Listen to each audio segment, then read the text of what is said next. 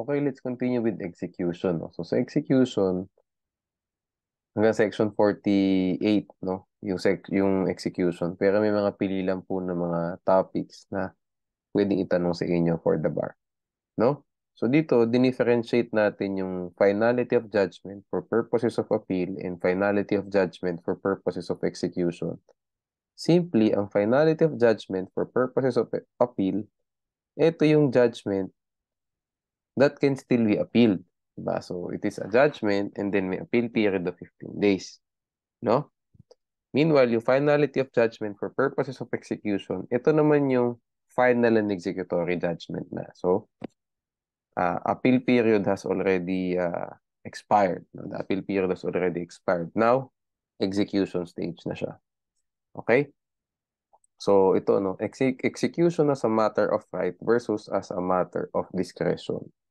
So, as a matter of right, under Section 139, it states that execution shall issue as a matter of right on motion upon a judgment or order that disposes of the action or proceeding upon the expiration of the period to appeal. So, may dalawang requirements. There must be a judgment that disposes of the action and the appeal period must expire. Question, is the motion for issuance of a writ of execution litigious or non-litigious motion? Is it a litigious or non-litigious motion? It is a non-litigious motion. Kasi nga, as a matter of right na. Yun lang yun. Meanwhile, ang execution as a matter of discretion, litigious. Kasi nga, hindi pa matter of right, discretion pa ng court. So, we need to hear both parties. Whether this execution will be granted or not. Okay? Okay na exceptions na yan. Anyway, sige, let's tackle some of them. When the judgment has already been executed by the voluntary compliance thereof by the parties. Ang ibig po sabihin nitong exception na to, hindi pa man nagkaaroon ng execution, kinomply na nung natalong party. O di, hindi mo na kailangan mag-rate of execution, di ba? Hindi ka pwedeng mag-rate of execution na kasi natapos na po, di ba? Naibigay ni award sa'yo. Even if hindi ka man nagpa-file lang motion for issuance of rate of execution. When a judgment has been novated by the parties, this means binago nila yung terms. The judgment obliger and the judgment obligee change the terms. Diba?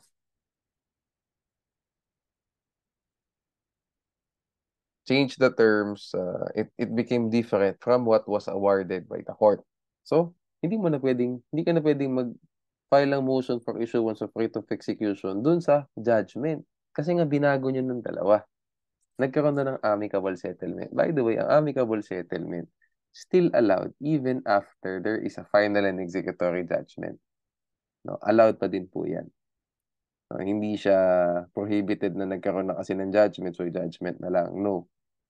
Pwedeng mag-amicable settlement anytime. Okay? When a petition for certiorari is filed with the higher court and preliminary injunction is granted, how does this happen? Sabihin natin, nag-file ng motion for issuance of writ of execution, yung judgment obligee. O, granted yung motion. Nung mag-execute na, no, nag-file po ng motion to quash yung judgment obligor. Okay, judgment obligee yung nag-file ng motion for issuance of writ of execution, nag-grant yung judgment obliger, nag-file ng motion to quash the writ of execution. Oh, dinina yung motion nung original na trial court. So, ano ngayon ang gagawin ng judgment obliger? Mag-MR. Denied din yung MR. Nag-petition for certiorari with the higher court. With application for issuance of a writ of preliminary injunction or TRO. Nag-grant yung TRO. Nag-grant yung preliminary injunction. Yan po ang ibig sabihin yan. Okay? So, hindi ka pwedeng mag-issue na ng writ of execution kung na preliminary injunction pa na ng higher court. How does that happen? Quash, motion to quash muna, na-deny motion to quash, motion for consideration, na-deny ulit, nag-file ng petition for certiorari with TRO, with PI, nag-grant yung TRO, nag-grant yung PI. Stop yan. Hindi ka pwede mag-execute ngayon. Okay? When execution is sought more than 5 years from its entry without it having been revived. Ito po, matatakil natin later on. May execution that merong within 5 years, pwede kang mag-execute on motion. After 5 years, dapat meron ng independent action to revive the judgment. And lastly, obvious reasons na to exempt from execution. Obvious na yan. Okay? So, ayan no, ito no. Ito yung sinasabi ko kanina sa petition for certiorari. I hope you read this one, no? Well. Kasi ito yung mga limited, ito yung isa sa mga limited instances where motion to quash is applicable in civil procedure, in civil cases. Kasi normally ang motion to quash, criminal procedure yan, di ba? Criminal procedure yan. Pero nagkaroon po ng mga instances kung saan pwede mag-motion to quash in a civil case. Ang another instance po na nabasa niyo before dapat, yung doctrine of non-interference. Di ba? Yung when courts of equal and coordinate di ba? Courts of equal and coordinate jurisdiction cannot interfere with the orders of the other courts, di ba? Of each other, no? Hindi pwede. Paano pag nagkaroon ng interference, di ba? Ano ipa-file mo? Motion to quash, di ba? Okay, so yung isa, no? Just go back na lang sa simula nating mga discussions about that. Ito pa yung another one. Okay, discretionary execution naman tayo. Discretionary execution, it is a litigious motion kasi nga discretionary. Okay? So, hindi siya ex parte motion. No? So, ano po ang pinaka-important na, well, when does discretionary execution normally apply, no? It applies when it is for the execution of a judgment or final order pending appeal or execution of several separate or partial judgment. Yung several, yan yung mga several claims, separate parties, and so on. Okay? Sige. So, a judgment of the CA cannot be executed pending appeal. No? In the case of heirs of Justice Reyes versus Court of Appeals, discretionary execution only applies to final judgments by the trial court. Okay, sige. Let's go to the requisites for discretionary execution. Ang pinaka-important po dito, ayan, naka-bold na naka-underline pa, yung good reasons. Kung matatanong po kayo sa discretionary execution, dito lalabas yan. Sa good reasons. Based on the facts of the case or the facts of the question, may good reason ba for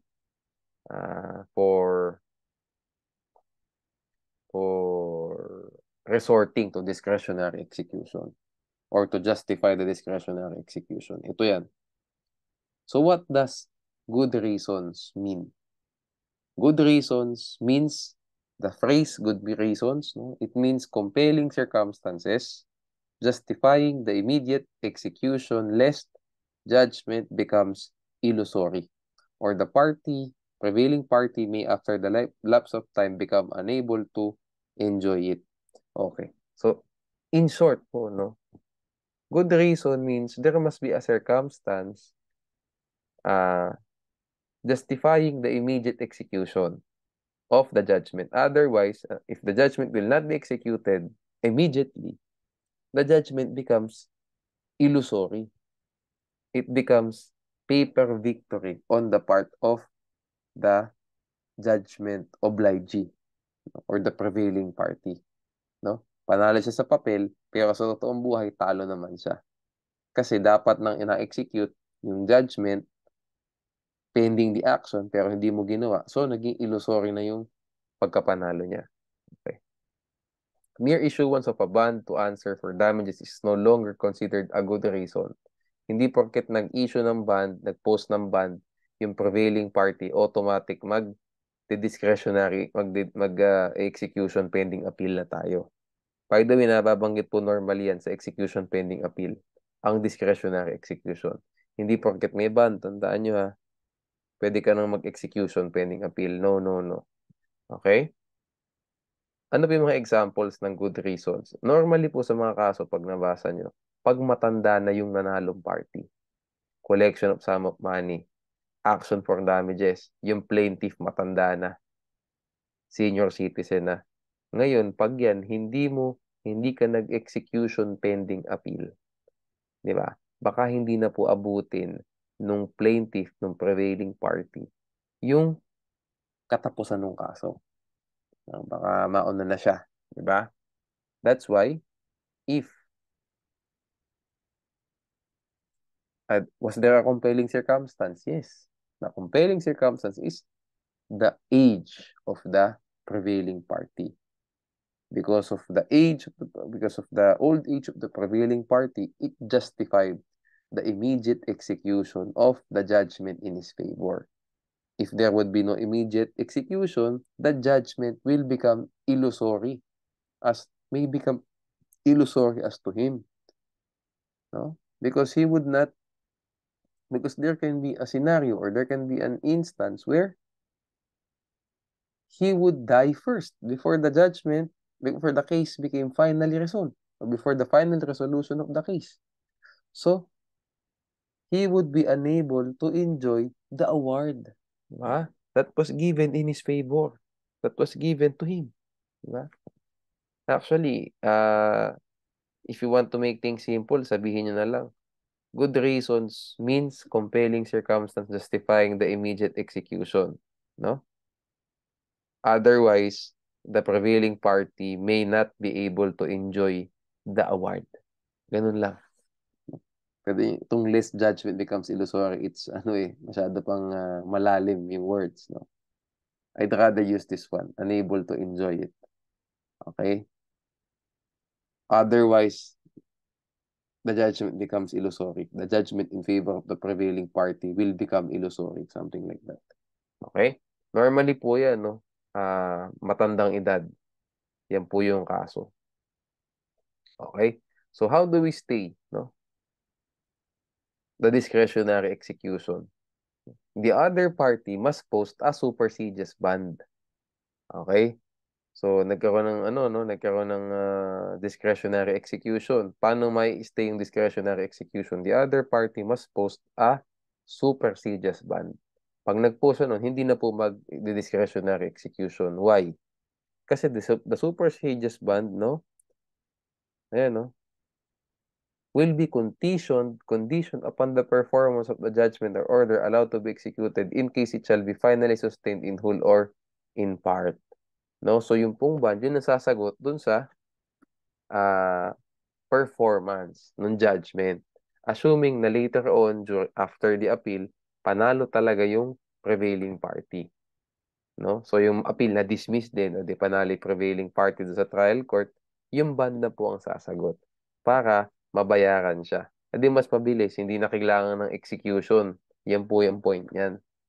Well, pwede pa rin naman mga kailangan, pero mas madali nang mag-satisfy ng judgment, mag-execute ng judgment, kasi may bandang nakapost, hindi na kailangan maghila pa ng property nung losing party. Hindi na kailangan, may band no? Okay. So, next na important topic, ayan, no? Execution by motion or by independent action. How long, no, can a judgment, no, be executed by motion within 5 years from the date of entry of judgment? Pakitandaan po, no, entry of judgment. Tandaan nyo sa appeal, ang fina-follow natin, once the 15-day period will the 15-day period will commence when there is receipt of the notice of judgment. Okay. So once the 15-day period expires, the judgment becomes final and executory. So hindi ka na pwedeng mag-appeal. Ang reckoning point po natin doon, ano ulit? Receipt of the notice of judgment. Okay, huwag yung malilito ha. Dito po sa Section 6, Rule 39, ang reckoning period po natin is, o reckoning point natin is, reckoning point na. Date of entry of judgment. Okay? So, ano po pagkakaiba niyan? A judgment becomes final and executory once the appeal period expires. No? Hindi po kailangan ng entry of judgment. Diba? For the purposes of determining whether an whether an action can still be appealed or whether a case can still be appealed or not. Ang kailangan lang nating malaman, kailan ba na-receive yung notice of judgment. Iba naman po yung execution side. Ang reckoning point natin is entry of judgment. So ito, kung medyo na-delay yung ating clerk of court in yung updating yung books, di ba, ng entry, pwedeng ma-extend yan, di ba? Pwedeng mas mahaba. Ano? So, hindi siya tandaan nyo hindi within 5 years from the date the judgment becomes final and executory, no? Hindi po yun. Within 5 years from the date of entry of judgment. Kasi a judgment becomes final and executory once the appeal period expires. Hindi porket nag-expire na appeal period na kapag entry of judgment na. Yun lang ang point ko. So always remember entry of judgment po. Okay? What about independent action for revival of judgment? After the lapse of 5 years from date of entry and before it is barred by the statute of limitation. So, ito pong action for revival of judgment, it happens after 5 years from the date of entry of judgment up to when? Before it prescribes. Statute of limitation, so prescription yan. What is the prescriptive period under the Civil Code? Under the Civil Code, an action upon a judgment must be brought within 10 years from the time the right of action accrues. Kaya po yung before it is barred by the statute of limitations, 10 years po yan from the date of the entry of judgment. So, in short, independent action for revival of judgment, kailan ka pwedeng mag-file na itong action na to? After 5 years from the date of entry of judgment, but within 10 years from the date of entry of judgment. Hindi pwedeng 11th year. No? Wala na. Prescribed na po yan. No? Okay. An action for revival of judgment is a new action with a new cause of action. No? So, pag new action, new cause of action, hayaan nyo na yung dating action. No? So, ano po ibig sabihin nun? An action for revival of judgment is an action incapable of pecuniary estimation. Kasi ang ultimate relief sought mo is to revive the previous judgment. Wala na pong amount of demand. Wala nang action involving title to or possession of real property. Wala po. Ang main relief natin, ang gusto nating mangyari, ma-revive yung original yung dating judgment. We cannot estimate that, di ba? Pecuniarily. We cannot pecuniarily estimate that. So, RTC yan, automatic. Is it a personal or a real action? It's a personal action because it is not an action involving title to or possession of real property. So, residence ng parties ang venue. Hindi ko na lang nailagay dito. So, you get the point, no? Okay. Can the revived judgment be executed on motion? Yes. Kasi nga, as stated sa Anama versus Citibank, no action, no cause of action. Since bago pong action yan, pag later on nanalo yung plaintiff dun sa action, di tatakbo na naman tayo dito. Balik na naman dyan kasi nga it's a new action. Since it's a new action, o later on, nagkaroon ng entry of judgment dun sa kaso ng independent action for revival of judgment. O di yun na naman ulit. May 5 years ka from the date of entry of judgment to execute on motion yung panalo mo na yun. Dun sa new action na yan. So, pag lumagpas yung 5 years, meron ka uling after the lapse of 5 years from the date of entry and within 10 years from date of entry of judgment, pwede ka uling mag-file ng independent action for revival of judgment. So, the cycle never ends. O sabihin natin, na isang judgment, action for damages, nagkaroon ng entry of judgment, 6 na taon na. Ano remedy mo? Independent action for revival of judgment. O, ito na, no action na yun na. Later on, yung no, hayaan nyo na. Pag nakapag-file po ng independent action for revival of judgment, hayaan nyo na yun. On time. Pag nakapag-file ng independent action on time, hayaan nyo na yung dating judgment. Okay na yun. Ito nang titingnan natin yung bagong action na to. Ngayon, nanalo ulit. Nagkaroon ng entry of judgment. 5 years, 10 years ulit. So, nung 6th year ulit nag-file, independent action na naman ulit. Hayaan nyo yung unang dalawang action. Yung pangatlong action na tayo ngayon, yun na lang papakialaman nyo. And so on and so forth. It never ends. Okay?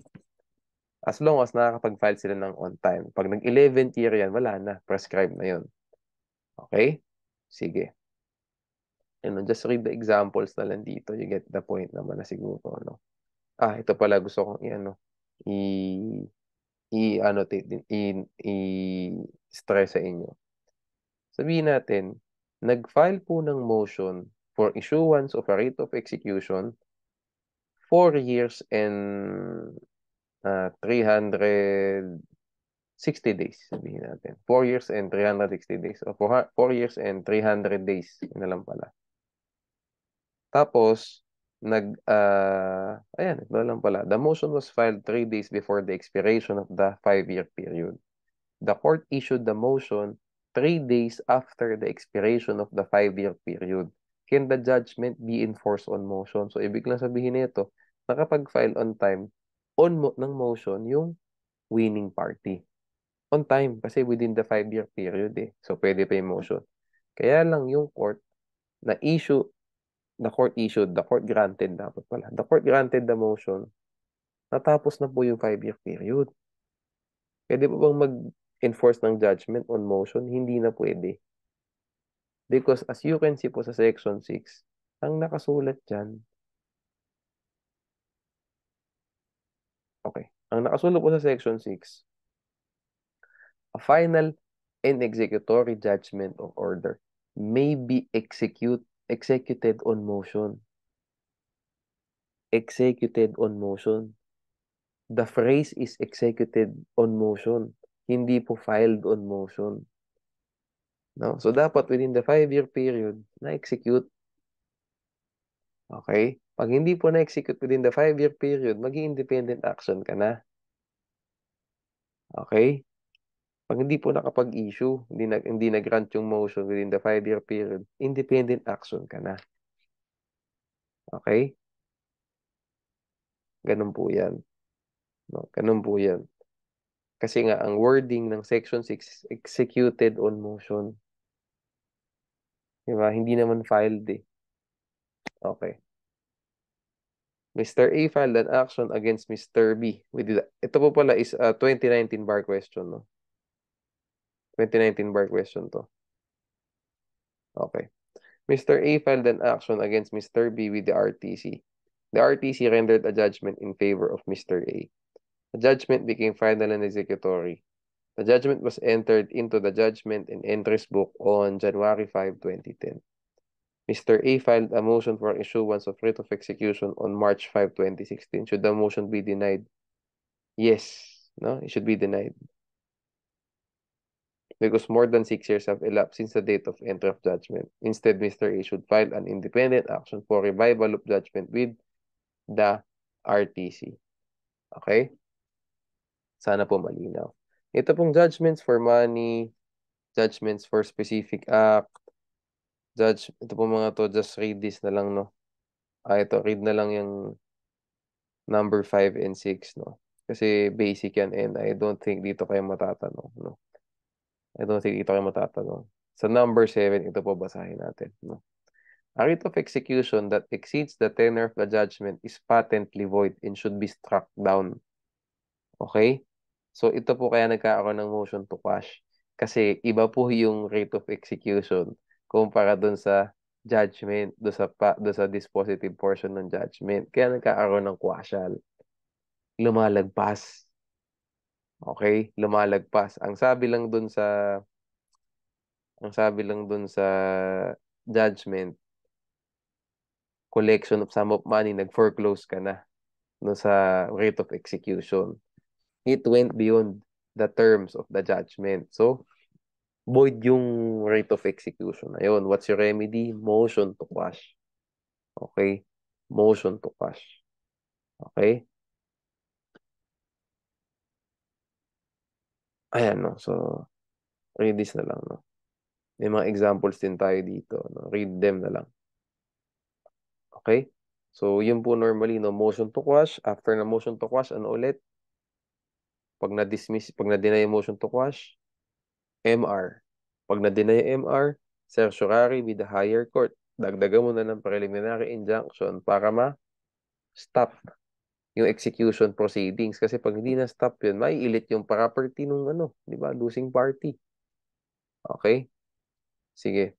Now, terceria, no? Ito pong terceria, mababanggit to sa syllabus natin 3 times.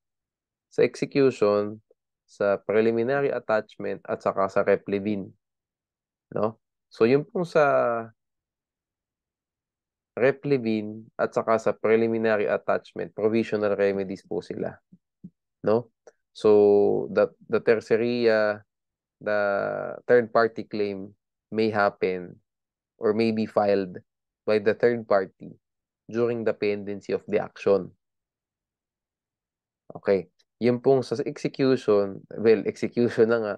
So, the third party will file the third party claim after the judgment became final and executory. So, magkaiba. Ano po ang implication nun? Okay, sinasabihin ko na po sa inyo. Sa attachment and replevin, mas maraming remedies na pwedeng i-file yung third party.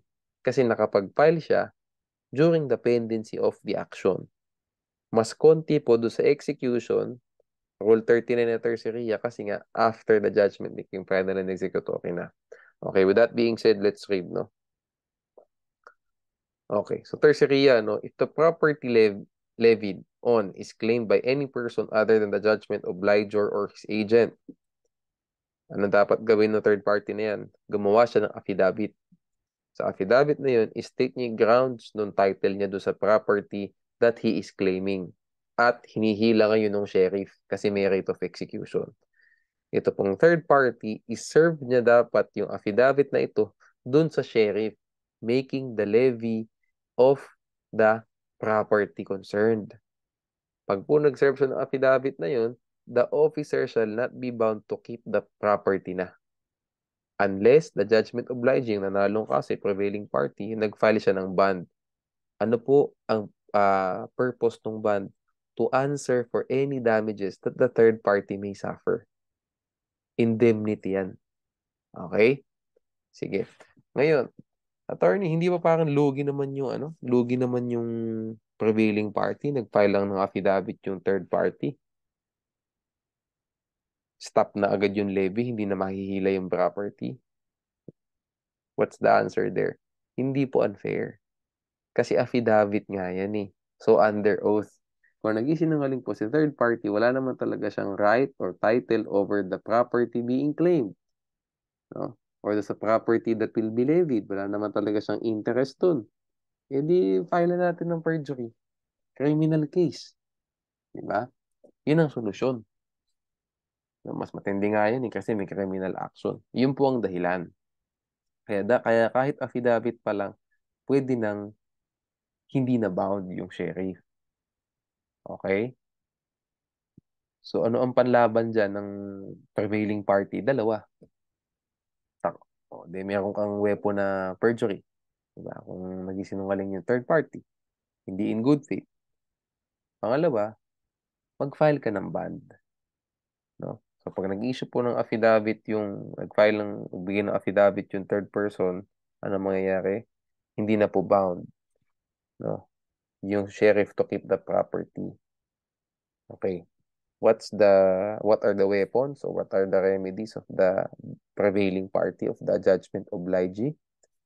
Dalawa. Possible criminal action against the third party if nagsisinungaling, and or post a bond, diba? Approved by the court, no? And the purpose of this bond is to indemnify the third party claimant, diba? In case siya talaga yung rightful owner, rightful possessor nung property being levied. Okay? So, what are the other remedies of the third party? No? Ang isa pa pong remedy ng third party, aside from filing a terceria, anong maganda niyang gawin? Mag-independent action na siya. Di ba? To recover the property or to settle the title of the property, di ba? To establish who has the right or the title over the property, independent action. Okay, nabanggit ko ni attachment at saka replevin kanina. Ang Rule 39 po, dalawa lang. Independent action at saka terceria. Ang attachment po sa preliminary attachment at saka sa replevin, tatlo po. Terceria, independent action at saka intervention under Rule 19. Pwede mag-intervene kasi nga pending pa yung action eh.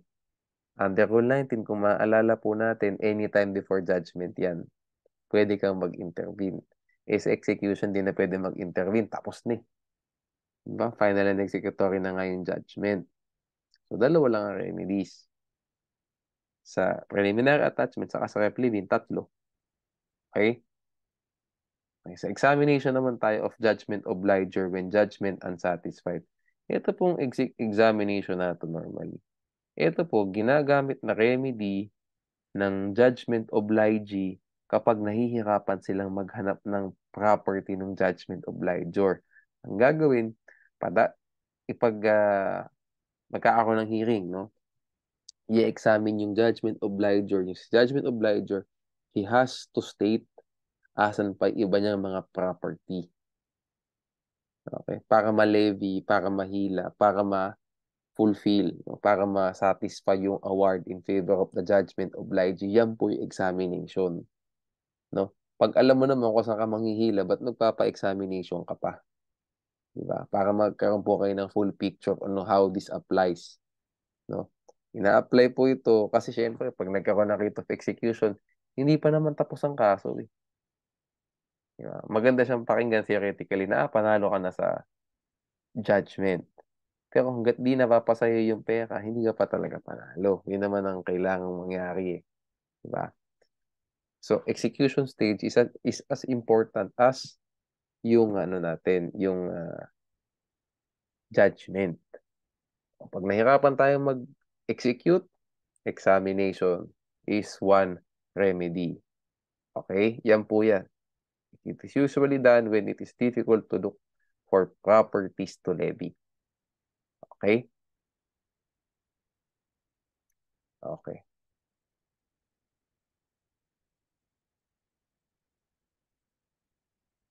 Sige.